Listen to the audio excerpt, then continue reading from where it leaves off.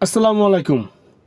কেমন আছেন সবাই? আশা করি অনেক ভালো আছেন এবং আপনাদের দয়ায় আমিও ভালো আছি। চলে আসলাম আবার একটি নতুন ভিডিও নিয়ে।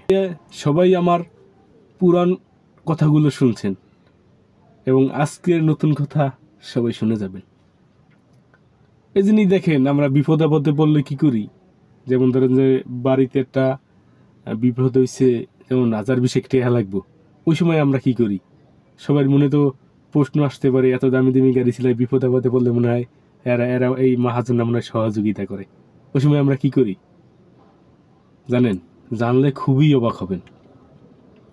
যেমন এখন আমি 30 লাখ টাকার গাড়ি চালাইতেছি, যেমন ধরেন একটা বিপদে পড়ছি, আমি না, প্রতিটা ড্রাইভারই মনে করেন একটা বিপদে পড়ছে, আর ড্রাইভারটা কী করবো?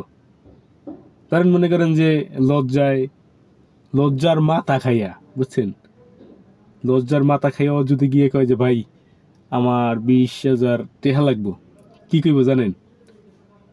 টাকা নাই রে, আমি অনেক কষ্ট করে চলতাছি, এরকমের কথা কইব, বুঝছেন? তারপরে কইব আমার একটা কামের লেগে 50,000 টাকা একজনের দ্বারা চাইছি, এখন তো এই টাকাটা দেয় নাই। আচ্ছা তুই কইছস, এই কথাটা মাথায় রাখলাম, তোরে দেহি যদি পারি তাহলে দিমুহানে, মানে এই কথা কইয়া একটু পরে ইয়ে করবি, আসার পাশে একটু হ্যাঁ আছে, নিবি 5,000 টাকা একজনের আনিয়া রাখছি, নিবি, এই এরম কইয়া এরম দাঁড়াই ফেনাই করে। কিন্তু ওদিক দিয়ে মনে করেন যে হাজার হাজার টাকার মার্কেট হয়, হাজার হাজার টাকা রেস্টুরেন্টে গিয়ে খরচ হয়, ওদিকে মনে করেন যে হাজার হাজার টাকার মনে করেন যে অনেক কিছু করে।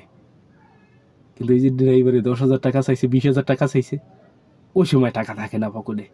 আরে সমস্যার কোনো শেষ নাই, এই অবস্থা, বুঝছেন? তো আলহামদুলিল্লাহ আমাদের ড্রাইভারদের কখনো বিপদ আসলেও চলে যায়, থাকে না। কিন্তু এইরকমের দামি গাড়ি চালাই আমরা, এবার বুঝতে পারছেন? কিছুই নাই এটার ভিতরে, কিছুই নাই। এই যে বড় বড় অফিসারের সাথে আমরা চলি, বড় বড় সারেগুলোকে আমরা চলি, ওই সারেরা এইরকমের দেখা যায় ভদ্রর মতো, আসলে ভদ্র বলতে কোনো কিছুই নেই। আজকের ভিডিও এই পর্যন্তই, এখানেই শেষ করতেছি।